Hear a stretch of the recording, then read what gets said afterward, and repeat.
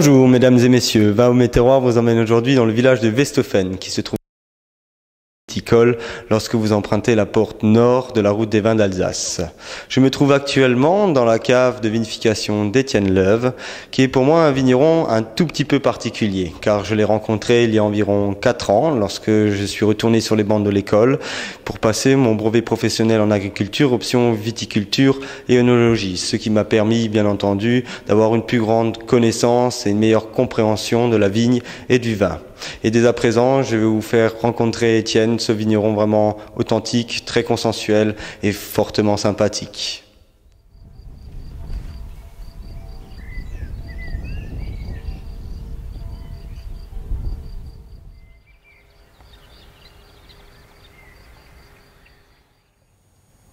Je m'appelle Étienne Leuve, je suis vigneron à Westhoffen, j'ai 36 ans.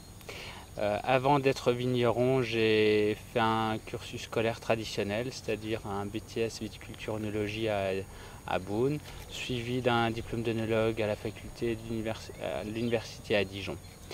Ensuite, je suis passé 10 ans au CFPPA en tant que formateur et c'est comme ça que j'ai connu Olivier. Actuellement, je suis à la tête d'une exploitation familiale d'une dizaine d'hectares. Nous exploitons des vignes sur 5 communes et sur différents terroirs. Ici, nous sommes au Broederbach, le Clos des Frères, qui se trouve sur une géologie de grès calcaire. On a également des Muschelkalk qui se trouvent plutôt sur l'Ostenberg, un autre coteau plein sud à Westhoffen. On a également du calcaire-lithique qui se trouve sur le Sussenberg. On a toute la famille des marnes du Keuper, c'est-à-dire les marnes vertes, les marnes noires et les marnes rouges. Et entre autres, sur l'Altenberg de Berghuiten se trouvent donc les marnes noires à gypse. Et sur l'Engelberg de Dallenheim, là nous sommes sur un mélange de calcaire-lithique et en forme de galet et du Muschelkalk.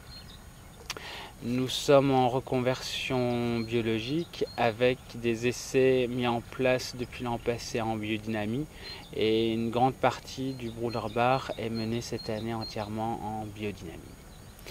Nous avons une vingtaine de cartes et nous faisons une vinification parcellaire, c'est-à-dire que chaque parcelle est vinifiée séparément. Il n'y a jamais de mélange de terroirs. Là, je viens de te servir le Sylvaner Racine, le préféré de Mathilde, qu'on produit depuis 1999, qui s'appelait d'abord Racine de Sylvaner tout court, et depuis la naissance à Mathilde, qu'on a baptisé le préféré de Mathilde. Très bien. Alors c'est un Sylvaner issu d'une vigne qui a 45 ans. Ce qui est relativement rare en Alsace, d'avoir de très vieux pieds de Sylvaner productifs. Oui, c'est pas la seule, on a une parcelle de Sylvaner qui a 70 ans, avec laquelle on fait la vérité de Sylvaner, qui est un Sylvaner sec, mais très gras, très ample. C'est encore un autre style, mais on a surtout remarqué que cette parcelle de 45 ans était sensible au botrytis, et que ça donnait vraiment quelque chose de différent. Donc c'est un Sylvaner botrytisé, partiellement aussi passerillé, mais vraiment un vin friand, de surmaturité et sur l'équilibre, malgré tout. Très bien, tiens, nous découvrons ça Santé. Ensemble. Santé.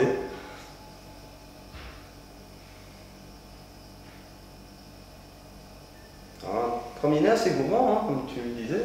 Ah oui, c'est très gourmand sur le miel, sur le miel d'acacia, puisque là actuellement les acacias sont en fleurs, mais c'est légèrement grillé, ce qui est assez surprenant dans les sylvaners traditionnels. On ne le trouve vraiment que dans les sylvaners très concentrés. Okay. Mais ça reste quand même toujours sur la finesse. Ça n'a rien d'explosif comme un Gewürz par exemple. Ouais, ça reste plus délicat, il y a quelques notes de bergamote, d'Earl Grey, donc on est plutôt dans le registre d'été, des notes assez rares. C'est d'ailleurs un des rares vignerons à produire des sylvaners en surmaturité en Alsace, ce qui n'est pas légion, hein. Malheureusement le sylvaner est souvent un raisin qui est vendangé vert, qui pourrit avant d'être mûr et ainsi de suite. Non, sur le domaine, on a à peu près 8% de sylvaner et ces 8%, on essaie vraiment de les bichonner. Et on replante également de nouvelles parcelles en sylvaner issues de nos deux vieilles parcelles, celle de 45 et celle de 70. Donc des sélections massales? Uniquement des sélections massales. Et ce qu'on en a tiré de la première production de cette jeune parcelle est pratiquement tout aussi intéressant que la vieille parcelle en tant que telle. D'accord. La vigne mère. Très bien. Donc voilà, on est vraiment très satisfait. Alors que notre unique et seule parcelle de sélection clonale que nous possédons encore sur le domaine ne s'est jamais améliorée qualitativement avec le temps. D'accord. Tout le choix de la sélection massale, bien entendu. Voilà. Et des parcelles côte à côte, donc même terroir, même voilà, exposition, c'est vraiment la même parcelle. Donc un très beau témoin finalement. Ouais, c'est une attaque tendre, marquée par le mollet des sucres, mais ça reste très délicat, sans excès. Ça me rappelle vraiment le raisin au moment des vendanges. Lorsqu'on le cueille et on le croque. Lorsqu'on le croque, parce que c'est une peau quand même relativement épaisse, un jus relativement gélatineux, donc ça, quand on mord dans la baie un peu surmûrie, ça résiste et ensuite la surprise. On a d'abord l'impression d'avoir quelque chose de pur sucre et en définitive le jus acidulé qui en coule est nettement plus frais. C'est tout plein de surprises et ce vin aussi, plus il vieillit et plus on sera surpris par l'évolution aromatique. En tout cas, c'est un grand vin qui peut se garder. Se garder et puis patienter. Nous, on peut encore patienter quelques temps avant de pouvoir le déguster. D'ailleurs, le milieu de bouche est assez fluide, il n'y a aucun pesant des sucres, ça reste très digeste, très rinçant en fin de bouche, ouais. sans aucun collant des sucres. Donc ça reste, comme tu l'as dit tout à l'heure, vraiment un vin de plaisir, par excellence. Oui.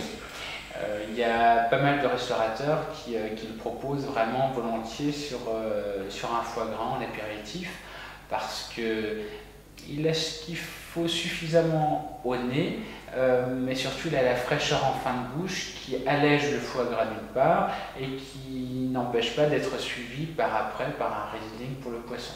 Oui, tout à fait, que le sylvaner s'apparente souvent à un cousin du Riesling, de par son équilibre. C'est également un vin de pierre. Oui. Et c'est d'ailleurs dommage qu'on ne l'exploite pas suffisamment en Alsace.